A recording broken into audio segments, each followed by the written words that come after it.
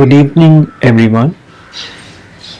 Here is another interesting incident that not only stayed with me, but I can see how it has been a part of the way I see people even today. You see, as I had mentioned, we had a creative director and a team, couple of members who were moonlighting for us, which basically means that we had other day jobs.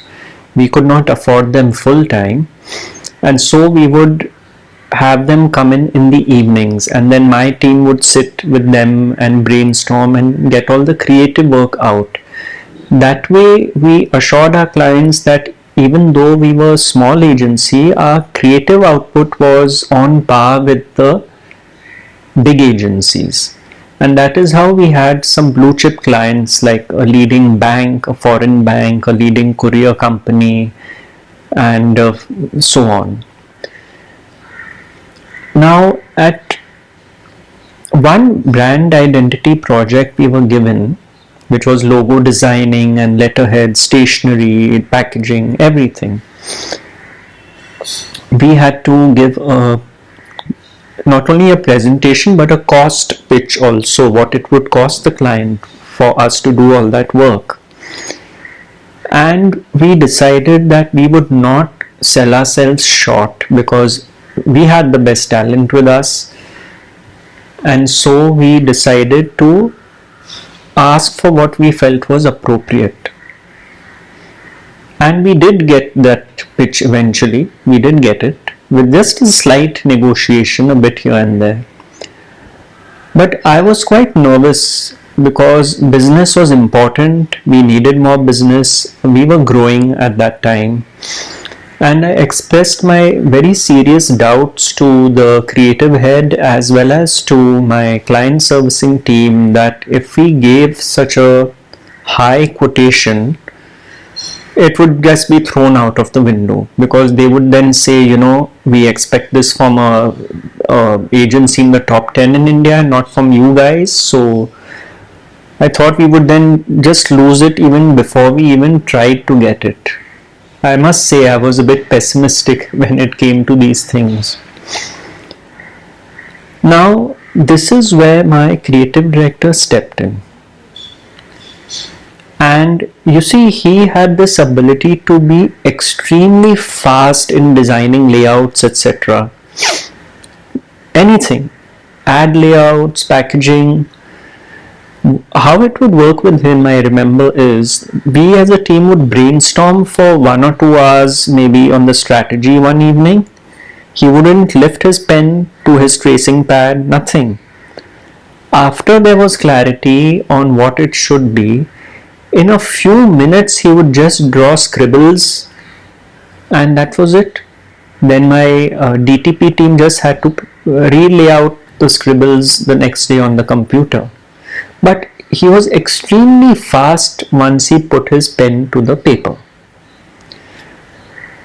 So he said, look, I understand you're nervous, and if we are questioned on our rates, you tell them that it is not just the rate they have to look at. They have to look at all the years of experience behind that rate. That is what we are charging for. And then he gave his own example. He said, when I put pen to paper, it looks like I'm churning layouts out left, right and center because I can do everything in a matter of minutes. But I am able to do that because of the decades I have been in the industry. That is what they are paying for. That experience is what is being paid for. So it has nothing to do with small agency, big agency, etc., etc. It is the worth and the experience behind that. You see? And this kind of changed the way I looked at even objects which I perceived expensive, because I realized that there must be so much more beyond and behind that which one is not aware of. So questioning amounts kind of started becoming irrelevant to me. But I must share something more important that happened.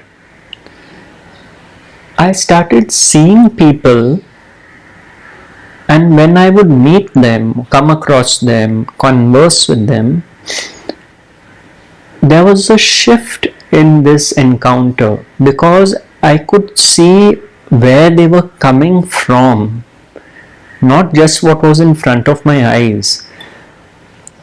I don't know if I can explain it better, but like supposing you're meeting, let's take an example of a prince, let's say, and then he has a queen and a king for his parents and a palace, etc. So you know where the prince is coming from, in a physical sense of things.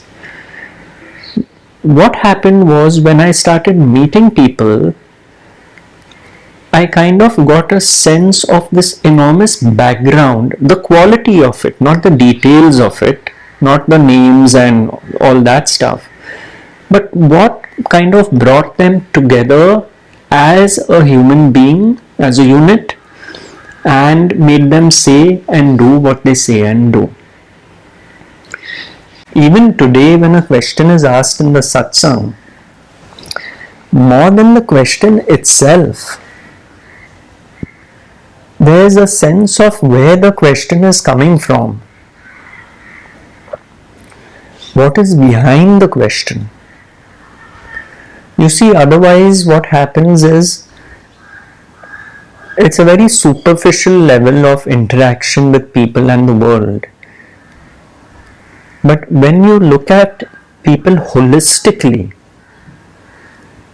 there's a depth which takes place in the relationship. And this is what I wanted to share. This background behind people kind of comes to the foreground. I'm sorry if this sounds a bit abstract, but I just wanted to give you all a flavor of what happens when one expands one's vision beyond the obvious. You see? And then whoever you come across, there's so much more, so much depth, width and expanse that has made the person who he or she is, and say what they have to say. So that incident kind of, I recall, was a big trigger for me in setting up this new way of looking. Another point I'd like to share here is a statement which my creative director had made. He had said that a good artist should know when to put his brush down. And what he meant was that when it came to, of course, in our case it was graphic art and design, that instead of filling up the space too much with design elements, etc., all these layouts can get very busy at times. But for him, minimalism was best. So he didn't want anything extra than what was needed. That was his approach.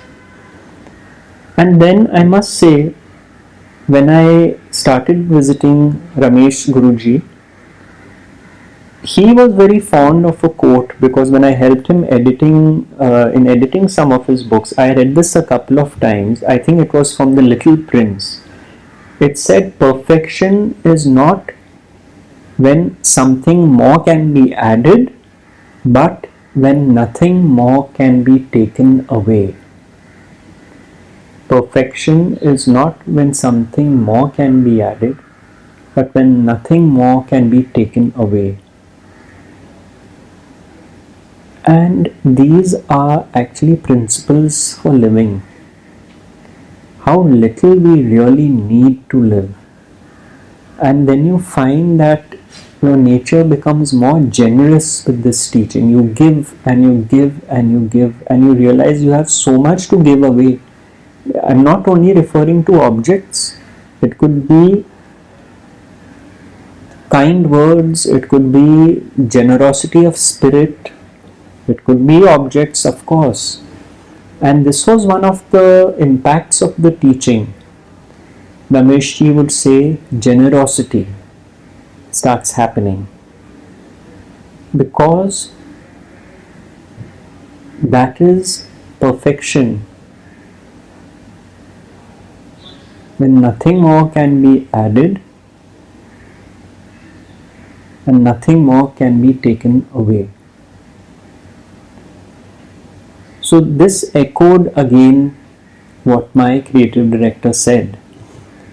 And the whole focus then became a kind of minimalistic way of thinking, being, existing, where anything that was unnecessary, which was baggage over and above things, was kind of, I wouldn't say discarded, but was never engaged with in the first place.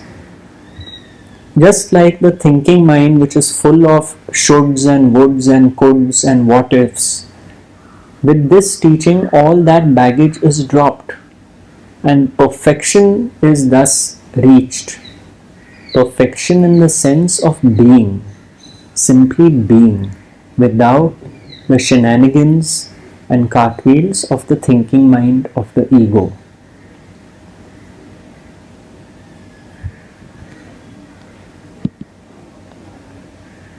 Thank you.